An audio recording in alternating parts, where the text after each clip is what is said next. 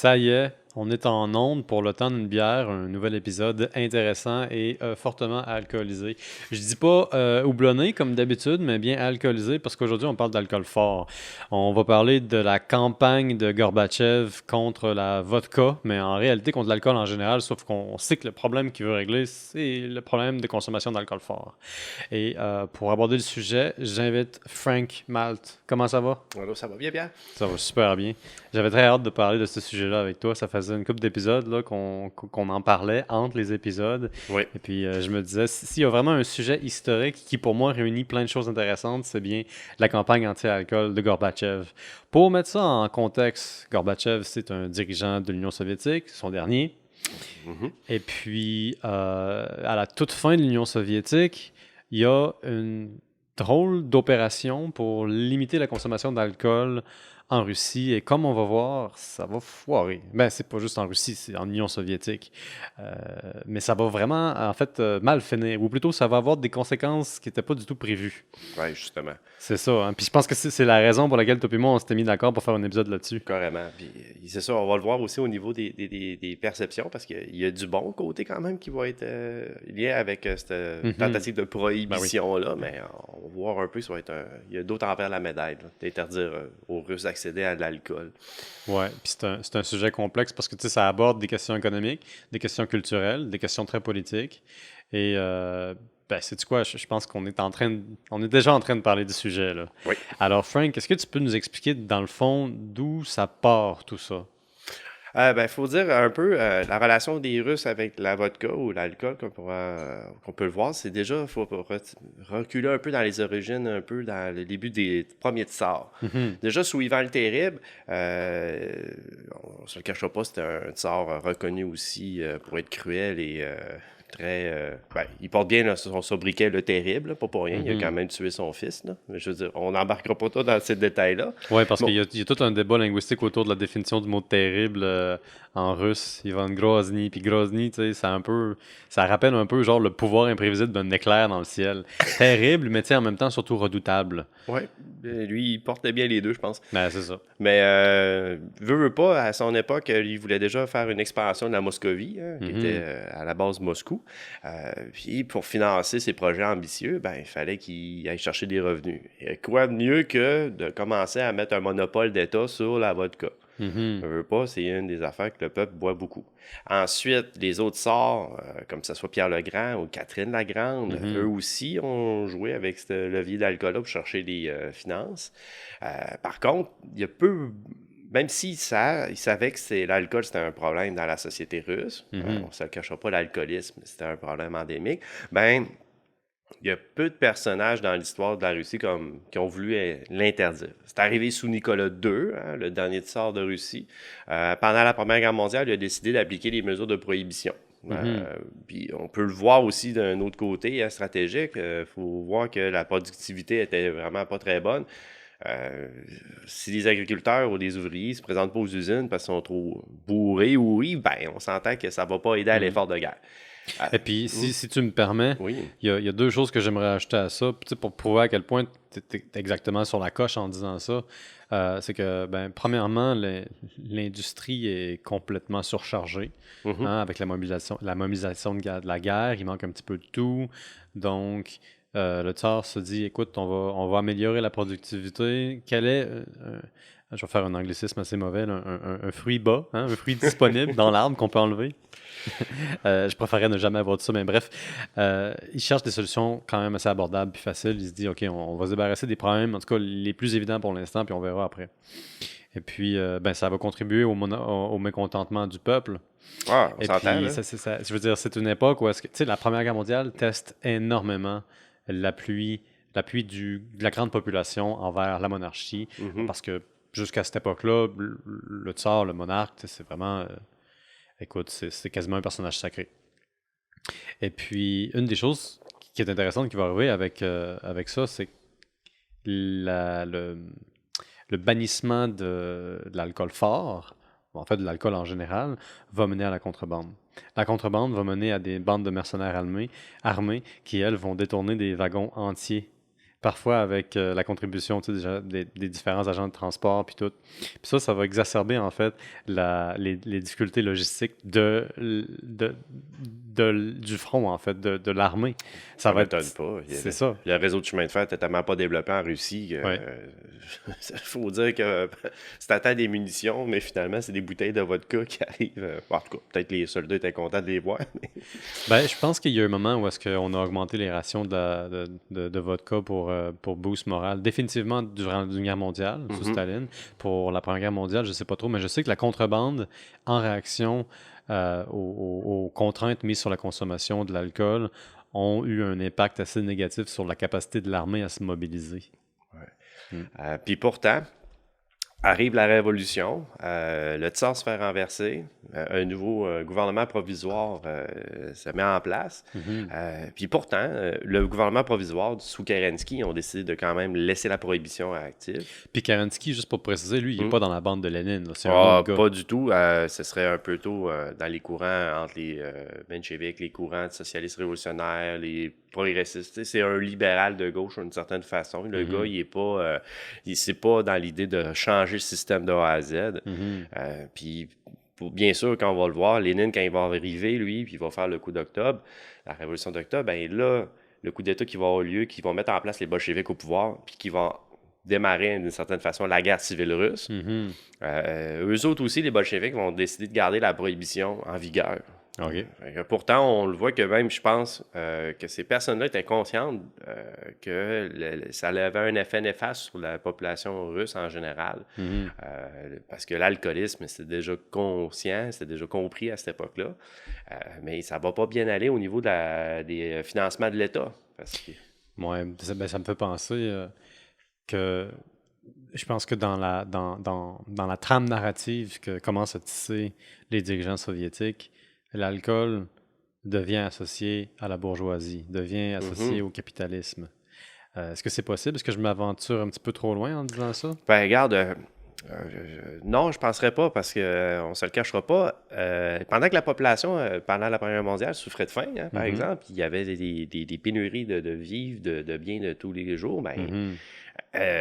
l'aristocratie, là, sous les Romanov, là, ils continuaient à faire des balles puis à boire de l'alcool. Là. Je veux Ouais, dire, ben oui, ils faisaient évidemment. des gros, ils vivaient d'une vie faste. Ben, c'est là que je vois, tu sais, le côté, mettons, moralisateur, tu sais, un peu Ah oui. potentiellement condescendant Mhm. de l'élite en général, là, peu importe de quel côté elle soit, parce que, tu sais, cet alcool-là est consommé finalement par pas mal tout le monde. Puis, ah oui, c'est ce que je voulais dire un petit peu plus Mhm. tôt. Euh, le début de la Première Guerre mondiale coïncide avec une vague, ou plutôt une accélération d'urbanisation puis d'industrialisation. Hein. C'est je pense que dans les, dans les 10 premières années du 20e siècle, Mhm. aux États, pas aux- voyons, pourquoi je dis les États-Unis? En Russie, Ouais. il y a un transfert de population assez fulgurant des campagnes aux grandes villes. Fait que c'est Moscou, c'est Saint-Pétersbourg. Et puis ça, c'est des gens qui partent d'un État où est-ce qu'ils étaient relativement éloignés de tout, Mhm. c'est-à-dire dans la province. Souvent, la province russe est éloignée des centres. Puis là, ils arrivent dans les grandes industries, dans les grandes villes. Puis là, l'accès j'allais dire la drogue, l'accès à l'alcool, tout d'un coup, devient beaucoup plus abondant. D'une certaine façon, peut-être au niveau de l'alcool de l'État. Mhm. Mais les paysans russes, inquiète pas, il y avait des techniques là, qu'ils faisaient longtemps, comme le samogon, qui est un eau de vie Ben courante. oui, Fait, bah je oui. veux dire, et puis même, justement, même l'idée de mettre la prohibition, ça devait être bien plus dur pour la police secrète de l'État comme le CRANA de récidiver un peu dans les campagnes parce que les paysans devaient faire leur alambic à la maison avec. Tu sais, Ouais, ok, je comprends, je ouais. veux dire, Ouais. c'était déjà dans leur tête même on comprenait pas pourquoi il aurait été interdit. Tu sais. Je Mhm. crois c'est plus dans les villes, ça a dû avoir plus d'impact parce que c'était plus facile de frapper où les bars, Mhm. frapper où il y aurait des cabarets ou ainsi de suite. Ouais. Tandis que dans les villages reculés, là, je veux dire, je pense pas que la police, c'était peut-être pas le cadet, c'était le cadet de leurs soucis Ouais, probablement. je comprends. Non, t'as Mhm. raison. C'est un énorme pays, très grand. Ah oui. Ouais. Puis le transport est très difficile, très coûteux aussi. Mhm. Surtout à l'aube de la Première Guerre mondiale, où est-ce qu'il manquait déjà de tout. Puis là, la Première Guerre mondiale vient tout exacerber. Ah oui. Donc Lénine arrive dans le portrait, Mhm. renverse Kerensky, et là décrète la fin complète de l'alcool. Est-ce que c'est une prohibition complète? Il l'a pas. il l'a comme laissé là, il l'a pas non plus aboli vraiment. Lui, il avait comme un peu la mission que, dans leur idée, les bolcheviks se disaient la révolution, c'est notre devoir à faire. C'était Mhm. aussi idéologique. Il y avait presque une forme de messianisme en arrière de ça. Ouais.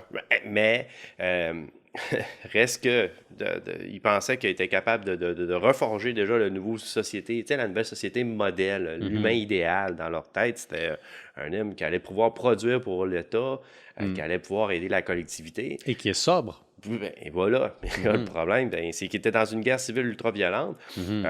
Ils sont attaqués de toutes parts. Puis même si les bolcheviks vont prendre le dessus, ils vont gagner la guerre civile, tu arrives à un pays qui est exsangue au niveau économique. Mhm. Il y a des ravages au niveau de l'agriculture à cause des nombreuses famines, des réquisitions. Le communisme de guerre n'a pas aidé. Qu'est-ce qu'on fait là? Là, d'un coup, il y a un manque à gagner parce que l'URSS aussi, qui est un nouveau pays naissant, c'est quelque chose qui a été mis un peu sa sellette, hein, comme aujourd'hui un peu. Je veux dire, dans la Russie est mis de côté, ben à l'époque, c'était la même chose. Il n'y a personne qui veut avoir vraiment des relations économiques avec ce régime communiste-là. Qu'est-ce qu'on fait? Donc, quand Lénine meurt, après ça, Staline, qui commence déjà à prendre en arrière un peu les rouages du pouvoir, en 1925, décide on va remettre la vente en alcool, on va refaire on va faire de l'argent avec ça parce qu'il y a de l'argent à aller chercher. Puis justement, depuis que ça a été appliqué en 1925, il n'y a pas un autre, dans l'ère soviétique, il n'y a personne d'autre qui a décidé de mettre la hache là-dedans à part Mikhail Gorbatchev. Puis on va y revenir justement. Donc, ce que tu me dis, c'est que Staline, lui, il ressort les bouteilles du grenier, si on veut. Il réautorise le tout, puis sa motivation, elle est péculière parce que l'Union soviétique a des problèmes financiers. Oui, oui. Puis un peu, les Russes, ça, j'aime ça dire ça, mais ils vont arrêter de dire qu'ils étaient dans la période de Sukhoi Zakon. Ça veut dire la loi sèche. La loi sèche, Ouais, ça, c'est la loi pour l'alcool. c'est ça, la loi de la prohibition. Puis ce qui est un peu intéressant, c'est qu'on peut voir, en Russie, ils ont essayé d'appliquer la prohibition. Il ne faut pas se rappeler aussi qu'en Amérique du Nord, les États-Unis l'ont eu, la prohibition. Le Canada. Puis même en France et au Royaume-Uni, ça, je n'étais pas trop au courant. Mais pendant la Première Guerre mondiale aussi, il y avait mis des lois restrictives sur la distribution et la consommation d'alcool. L'idée que c'était pour améliorer l'effort de guerre, c'est bon. Ouais, je trouve que c'est une belle mise en contexte, puis elle est assez utile pour notre conversation, mais aussi pour les autres qui nous écoutent ou qui nous regardent, puis qui essayent eux-mêmes de donner un sens à cette décision-là. Il faut dire que ça s'inscrit à une époque où est-ce que c'était dans l'air. Aux États-Unis, un pays complètement différent, à peu près dans la même période, pendant plus longtemps, il va y avoir une prohibition assez intense. On parle de 1919-20 à 1933. Oui, exactement. Et puis, c'est les mêmes années, là, dans le fond.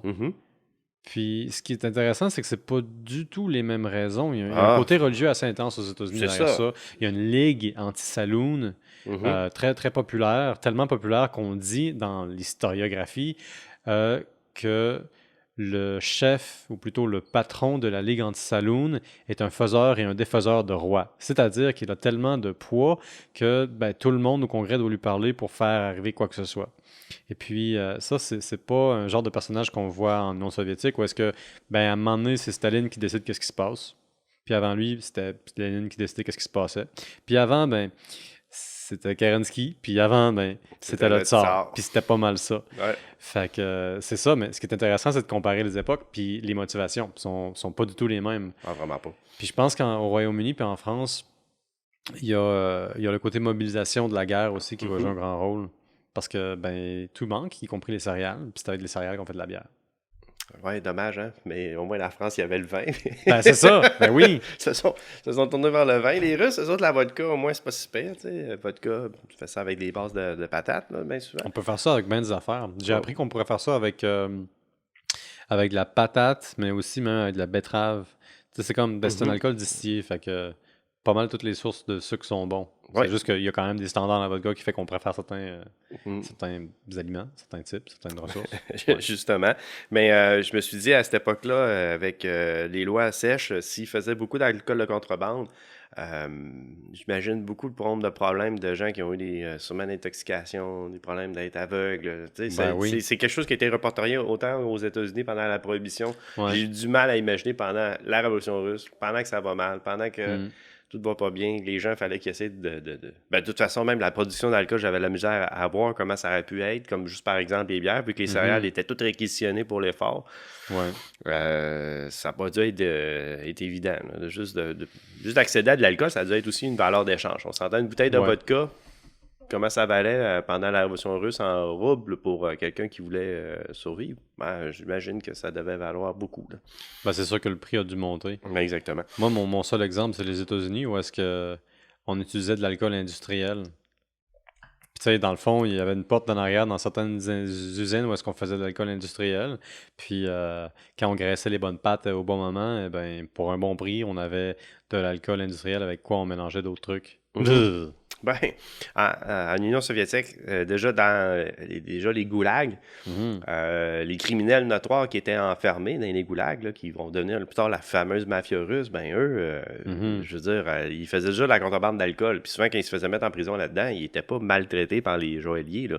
Même au courant, ce qui était maltraité dans les goulags, c'était surtout les prisonniers dits politiques. Ouais, ça, c'était les pires. Là. Ça, C'était les les pires. intouchables. C'est ça. Ben, je veux dire, il était touchable, là, mais il était intouchable autant au sens de la plus basse caste Ah, carrément, c'est ça. dans la hiérarchie. Fait qu'un vrai criminel notoire, il avait plus de chances de mieux s'en tirer, puis même avoir des privilèges, parce que lui, il était capable de trouver, par exemple, de l'alcool, puis ainsi de suite, parce que les gardiens de prison aimaient bien ça. Quelle méchante distorsion du système pénal, pareil. Hein? Ah ouais. C'est comme tu y vois, t'es comme, on va l'utiliser le système à notre façon. Mais moi, je trouve que ça représente bien l'idéologie dominante de l'Union soviétique, qui est le pire des crimes est le crime de la pensée. Puis on le voit dans le traitement des prisonniers politiques par tout le monde dans la prison. Oui. C'est fou quand même. Ah, carrément. Puis si on y pense, après ça, tout le long de l'Union soviétique, ça a été quand même pareil au niveau de l'alcool. Je veux dire, Brejnev, Gorbatchev après, pas avant de Gorbatchev, il y a Khrouchtchev, tous les autres, ils n'ont jamais essayé de lutter contre l'alcool ou ainsi de suite. Même au contraire, il y a souvent des anecdotes qui étaient bien chauds aussi dans leurs rencontres avec d'autres présidents d'autres pays. Ah oui, Brejnev, c'était peut-être le pire, mais en même temps, bon, faut nuancer parce que Brejnev, il avait vraiment beaucoup de problèmes de santé. Il buvait énormément aussi. Là. Ça y est arrivé d'être assez chaud à la Maison-Blanche en visite officielle. Puis c'est le président américain qui, d'après une des sources que j'ai lues récemment, a aidé à le ramener dans sa chambre. Fait que t'imagines un peu, là, juste la situation. Ah oui. Mais ça, c'était Brejnev. Puis Brejnev, il était assez malade. Il prenait énormément de médicaments qui affectaient un peu sa lucidité. Mais tu sais, là, on parle d'exemples vraiment extrêmes. Puis je pense que c'est le temps d'entrer, en fait, au vif du sujet. Puis de parler de Gorbatchev, parce que c'est lui qui va initier la plus grande campagne contre l'alcool. Je pense que c'est raisonnable de dire ça. Oui, ça serait raisonnable. Depuis, mettons, Lénine. Oui. Puis même, juste faire une petite mise en topo pour nos auditeurs, c'est qui Mikhail Gorbatchev? Ouais, ça aide toujours. En gros, c'est le dernier dirigeant de l'URSS. Déjà, lui et sa famille, c'est d'origine paysanne d'un kolkhoz, c'était des fermes collectives dans le nord du Caucase. Déjà tôt, il s'est inscrit dans le Parti communiste, puis il a monté les échelons. Déjà, à 31 ans, il avait déjà été un peu le dirigeant de la région, de sa région natale. Ensuite, il a été dans à peine en peu de temps proche de certains membres clés, donc des membres du KGB, des membres du ça aide, ça. Puis là, il a été, d'après ça, dans le comité central. Ouais. Arrive dans les années début 80, il était au sein du Politburo et finit par être le secrétaire général du Parti communiste. Bref, le grand boss de l'URSS. Qui est à un tournant au début des années 80. On ne se le cachera pas qu'au niveau de la société, ça ne va pas très bien au niveau économique et politique. Fait que Gorbatchev, il va être reconnu comme un peu lui qui va avoir été le dernier dirigeant de l'URSS, mais aussi un peu celui qui va être la cause de son effondrement, à cause que les mesures qu'il va mettre en place va aller à une vitesse que ça va dépasser un peu les attentes. Oui, on dit souvent qu'il saute lui-même les moyens de régler les problèmes qu'il veut régler. Puis en faisant ça, il se prive de son propre pouvoir de faire les changements qu'il veut faire. Parce qu'il y a 2 changements qu'il fait. La perestroïka, qui est une restructuration, la glasnost, qui est la transparence. Réforme économique, réforme politique. Oui, Puis en enclenchant les deux en même temps, il permet à toutes les voix critiques de critiquer tous les changements, puis tout ce qui n'est pas un changement. Donc, tout d'un coup, la légitimité part complètement à fumer. oui. Puis on en revient aussi avec un choc énorme. Imagine d'un coup, tu vois des McDonald's, des affiches de Coca-Cola à côté de la place rouge. Tu sais, je veux dire, les Russes. Puis ça, c'est avant l'effondrement de l'Union Ouais, soviétique. il y avait Ça, c'est déjà. Gorbatchev. Ah oui, déjà, on peut voir même des photos d'archives. Tu vois Gorbatchev avec sa casquette de Pepsi, puis tout content d'avoir des hamburgers puis des frites américaines. Wow. Avec ça, c'est, tiens, toi, ouverture sur le monde. Parfait. Mais Gorbatchev veut s'attaquer aussi à un problème au niveau de l'alcool au sein de son pays. Parce que justement, la productivité était tellement médiocre en URSS. Comment on peut faire pour essayer de compétitionner, par exemple, les États-Unis, puis se remettre en avant au niveau de l'économie? Fait qu'il va prendre cette mesure-là qui, on ne se le cachera pas, ne sera pas en tout populaire. T'enlèves à une gang de poivreaux leur bouteille de vodka quotidienne, ça va mal aller. Là. Mais est-ce que tu peux nous mettre ça un peu plus en contexte? Qu'est-ce que ça représente pour l'Union soviétique de couper dans l'alcool et jusqu'à quel point est-ce que la loi ou en tout cas les mesures de Gorbatchev vont couper dans la production? Ben, il y a pas rien que au niveau qui veulent aider à rétablir la productivité, mais aussi à différents facteurs au niveau humain, par exemple. Ils sont déjà conscients que le taux d'espérance de vie n'est pas très bon. On parle d'à peu près de... puis ça va durer, là, je veux dire, imagine, c'était des données qui sortaient à l'époque de Gorbatchev, puis ça va durer jusqu'à la présidence de Medvedev et Vladimir Poutine. L'espérance de vie des Russes à cette époque-là, c'était au-dessus de 60 ans. Ça, c'est pour les hommes, c'est ça? C'est exactement. Ouais. Alors qu'on est dans les 70 ans pour les sociétés occidentales. Il y a un gros écart. Ensuite, l'autre affaire, c'est au niveau de l'alcoolisme. D'autres maladies qui sont reliées à ça. C'est pas quand même ce qui est de plus rentable. Puis, il y a un problème au niveau de la fertilité et de natalité. Un peu que la population, il y a un déclin au lieu d'une augmentation. Fait, ils se sont rendus compte qu'il y avait une corrélation à faire avec l'alcoolisme qui... ça aide pas à, à faire les besoins naturels de la chose. C'est une belle façon de l'expliquer. C'est carrément ça. Je veux dire, amener 3-4 bouteilles de vodka, je suis pas sûr que... Ouais, mais ça, c'est un peu excessif, là, quand même, pour n'importe qui. Ouais, mais regarde, faut ça le dire, hein, les Russes... Puis ça, c'est pas moi qui le dit, là. Faudrait je vais vous demander, c'est Irina Desenova, là, une chercheuse de l'économie, en économie russe, à Moscou. Les Russes, en moyenne, là, ils boivent de 15 à 18 litres d'alcool par année. Ça, c'est de l'alcool pur? Ouais, à peu près. Fait que c'est le double de ce que boirait un Québécois moyen. Ça me fait beaucoup réfléchir parce que j'ai passé pas mal de temps dans les premiers podcasts à regarder les statistiques de consommation d'alcool dans le monde. Puis c'est comme étrange de regarder ça parce que on dirait que ça arrive sur plusieurs plans en même temps. Tu sais, côté alcool en général, puis côté, mettons, bière en général, puis côté vodka en général, souvent les chiffres sont très différents. Parce qu'il y a deux méthodes de calcul. Il y a le calcul d'alcool pur, en gallons ou en litres. Puis après ça, il y a le calcul, mettons, de bière. Puis là, pour le calcul de la bière, la Russie n'est pas dans le top 5, je pense. Non, mais je pense parce que aussi la bière a été considérée en Russie jusqu'au début des années 2010. C'est vrai. Comme c'était pas un produit alcoolisé. Oui, ça c'est... Ouais. Faut voir, ça peut biaiser un peu les données. C'était quelque part entre 2007 et 2012. Pour la première fois, la bière a été considérée comme étant une boisson alcoolisée. Je m'explique toujours pas comment ça peut arriver. Puis sérieusement, je pense que c'est digne d'un show là-dessus parce que c'est quelque chose qui, je pense, en Europe ou aux États-Unis, serait impensable. Ben, je veux dire, c'est pas arrivé. Puis ça fait que c'est un peu une tautologie de dire ça, mais essayer de comprendre pourquoi en mettant ça en contexte. C'est juste dans les années 2000 que la bière est considérée comme un alcool. Je pense que c'est un bon sujet. Il va falloir retourner là-dessus. Oui, à bien y penser.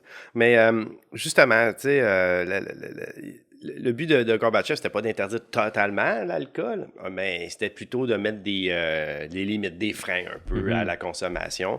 La première mesure qu'ils ont décidé d'établir, c'était augmenter le prix de la bière, de la vodka, du vin. Tous les alcools. Tous les alcools ont augmenté le prix.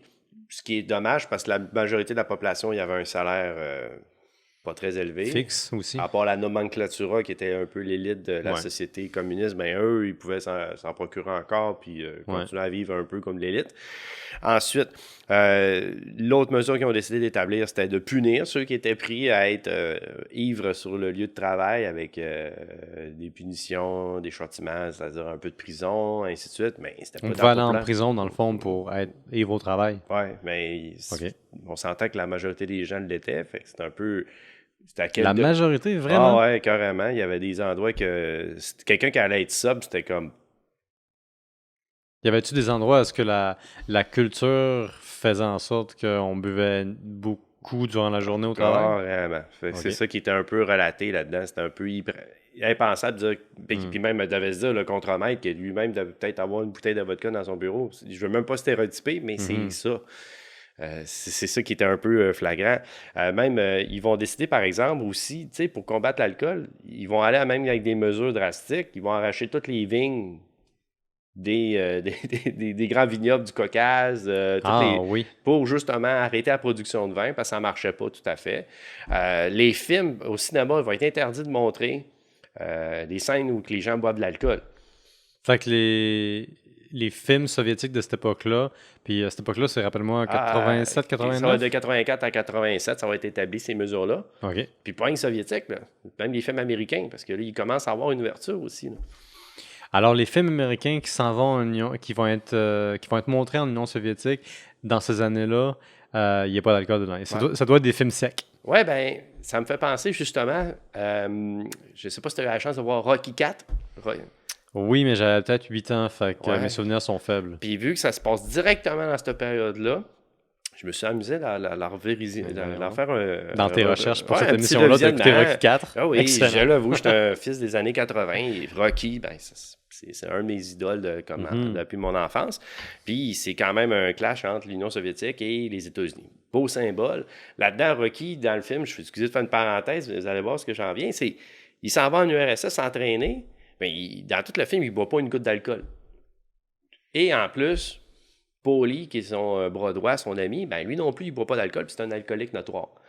Tout le long du film, il s'entraîne, il va combattre Draco, le combattant russe, sur le ring, applaudi par le comité central de l'Union soviétique, dont Gorbatchev est dans...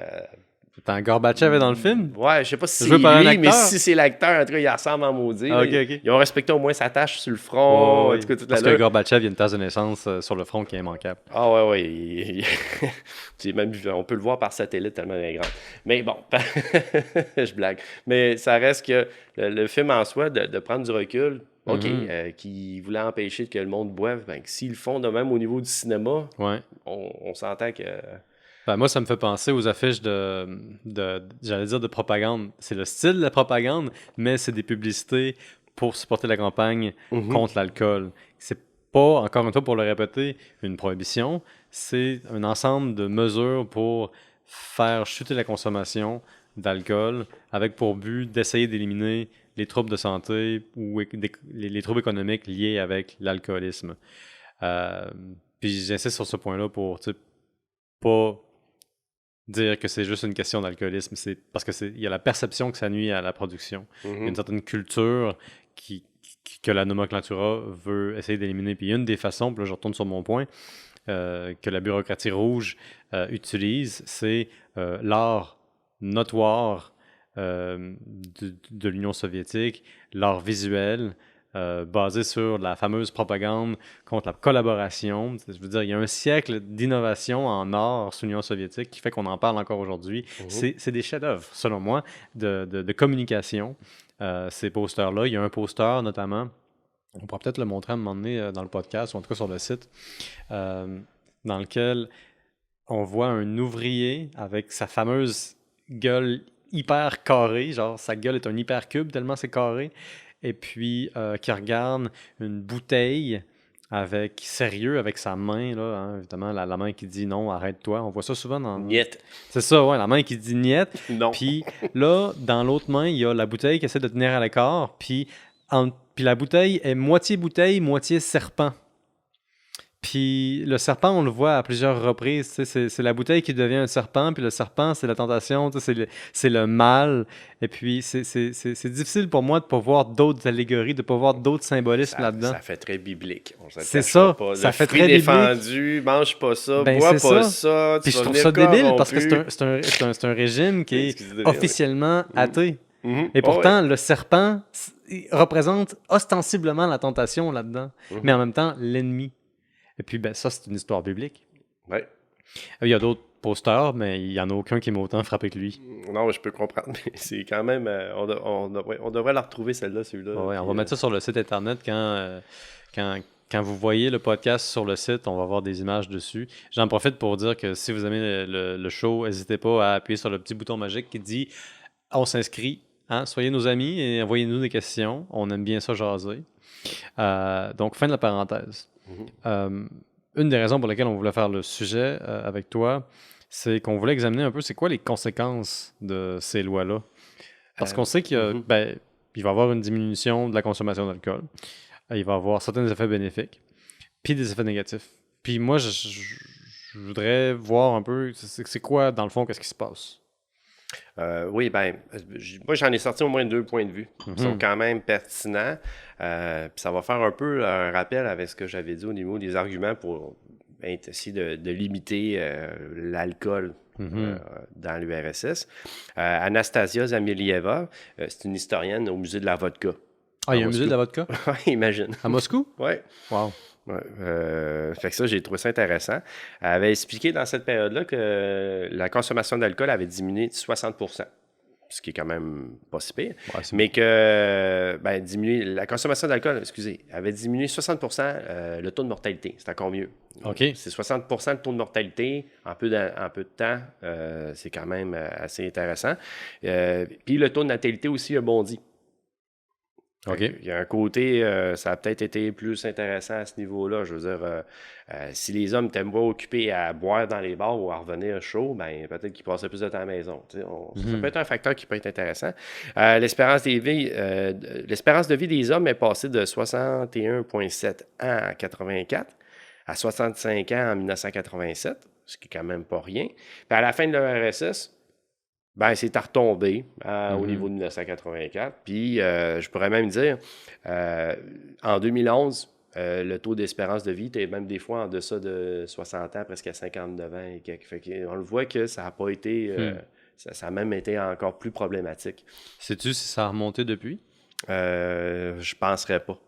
J'ai pas de données qui l'ont tant vers ça. Même Vladimir Poutine, il a déjà essayé de faire un peu un contrôle plus de la vodka. Par exemple, il a fait la Poutinka, une vodka de l'État approuvée par le régime parce que, je dis le régime, mais en tout cas le gouvernement russe. Son gouvernement, parce que justement, il y a beaucoup d'alcool clandestin, puis ça affecte la mortalité énormément.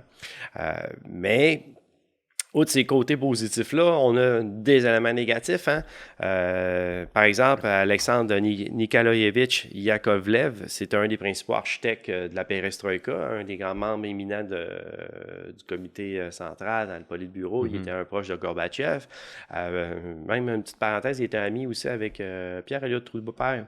Ah, ouais. Puis c'est à cause de ça que Pierre-Éliott Trudeau-Père a décidé d'appeler son fils Alexandre. En son honneur. Wow. Ça, j'ai trouvé ça, j'ai fait « Wow, OK », mais je le savais pas. Je m'attendais tellement pas à ça. Je veux dire, je savais pas à qui m'attendre quand tu m'avais dit qu'il y avait un chum. Je m'attendais à être surpris, mais Pierre-Éliott Trudeau, OK. Ouais, même ça. Puis, écoute, faut dire que Trudeau et Castro étaient en bon terme. Je dis pas chummy, mais il avait l'air d'avoir une sorte de relation personnelle. Ah ouais. Fidel Castro s'est présenté à ses funérailles. Je me suis dit, peut-être qu'il y avait de quoi, là, mais reste que ça, quand j'ai lu ça, j'ai fait OK, intéressant. Fait que bref, ça, c'est un aspect du personnage que je connaissais pas trop. Mais, pour revenir à Yakovlev, lui, il avait expliqué que la réforme, ça n'a pas eu un effet significatif sur l'alcoolisme. Je peux comprendre peut-être qu'en 3 ans, est-ce que ça a parce que ça a été temporaire. Justement. C'est ça. Économiquement, ça a été un sérieux revers pour le budget de l'État. On parle de 100 milliards de roubles par année qui ne rentraient pas dans les coffres de l'État. 100 milliards de roubles, puis ça, en termes de pourcentage, ça ressemble à quoi? Il faudrait que je regarde dans le bilan qu'est-ce qui était, mais si je me dis qu'une bonne partie de leur économie était dirigée vers la militarisation puis l'armement, il me devait avoir un gros manque à gagner pour justement juste combler, enfin que penser à la qualité de vie de tous les gens, parce que c'était quand même encore une économie légèrement planifiée. Je pense que c'est assez significatif en termes de pourcentage. Je pense que c'est au moins 20%. Ouais, ça doit être gros à ce niveau-là, 100 milliards de roubles.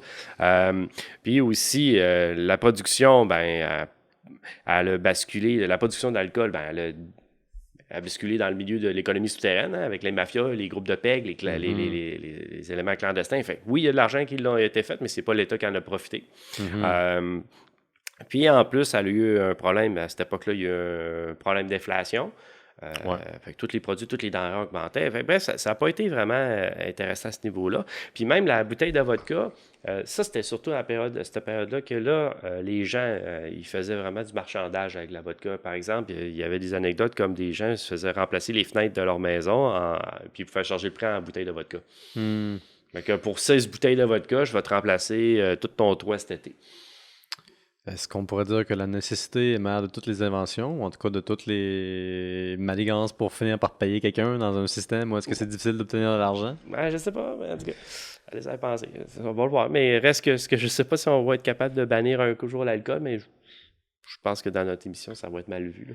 Ben, ça serait bien que, tu sais, par souci de transparence, on ait quelques épisodes dans lesquels on s'intéresse, tu sais, aux méfaits de l'alcool, tu sais, pour la santé, parce que c'est une des raisons pour laquelle le podcast existe, c'est que, pour moi, la bière, qui est un type d'alcool assez commun, on se le cachera pas, représente tout ce qu'il y a de bon puis tout ce qu'il y a de pire dans l'humain. Tu sais, parce qu'une coupe de bière, ça rapproche des ennemis. Une coupe de bière, ça crée des ennemis aussi. Ouais. Dans la bière, t'as les excès, t'as aussi l'inhibition qui disparaît, t'as la créativité qui monte, mais aussi t'as le potentiel de violence qui monte aussi. Puis tu sais, c'est comme, on dirait que la bière est un microcosme de tout ce qu'il y a d'humain dans une société. Puis je trouve ça fascinant, tu sais, comme point de départ pour avoir une discussion sur, mettons, l'histoire sociale, la culture. Puis tu sais, je suis tout à fait conscient que on peut pas objectivement dire que la bière est une bonne chose. Parce qu'on peut très objectivement dire que la bière est une mauvaise chose, ou en tout cas l'alcool en général. Il y a une revue publiée dans un journal, je pense, de médecine en 2018 qui s'appelle The Lancet. Puis la conclusion d'un consortium de gens qui se sont posé la question, c'est la bonne quantité d'alcool, la quantité d'alcool saine pour le corps humain, c'est 0%. Puis dans le fond, l'argumentaire est basé sur une cinquantaine de maladies qui sont de près ou de loin associées à la consommation d'alcool. Mais tu sais, c'est une consommation d'alcool qui est déjà, mettons, au-delà des limites du raisonnable. Puis tu sais, je compare ça, mettons, à un livre sur l'alcool qui a été publié récemment par un certain Slinger Hand, je pense, qui est un gars du BC, de la Colombie-Britannique, qui lui dit l'alcool en tant que concept, qu'en tant que rituel culturel, a de très nombreux avantages dans la société, surtout dans le point de vue, surtout du point de vue créatif.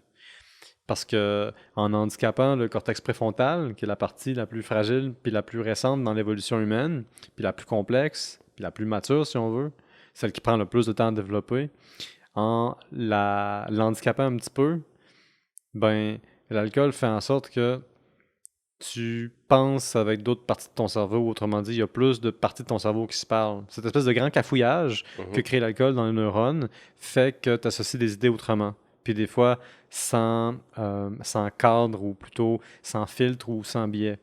Ça peut avoir des avantages. Mais c'est absolument pas une façon de dire que ça nie les inconvénients. Les inconvénients sont assez clairs. 50% des meurtres, au moins aux États-Unis, sont faits par quelqu'un qui était sous au moment de commettre le meurtre. Ben, mais il faut le dire, hein? C'est juste déjà en voyant en Russie que l'espérance de vie est totalement basse à comparer d'une société comme la nôtre.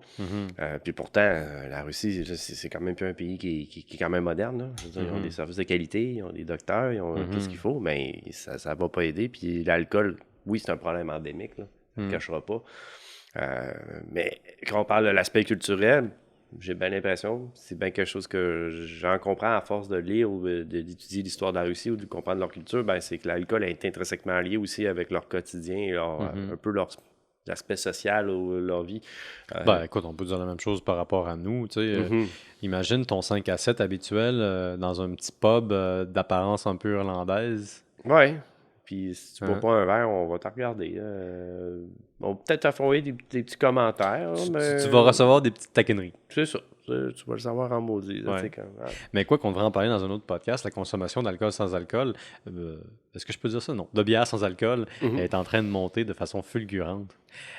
Écoute, je pense que ceci est un excellent point de chute pour notre podcast. Mhm. On a vu ensemble qu'il y avait des considérations quand même assez complexes, puis des calculs assez particuliers autour de la décision à plusieurs reprises de bannir l'usage, la vente comme la consommation d'alcool à différents moments sur l'Union soviétique, des bienfaits, puis aussi des effets secondaires qui n'étaient pas prévus.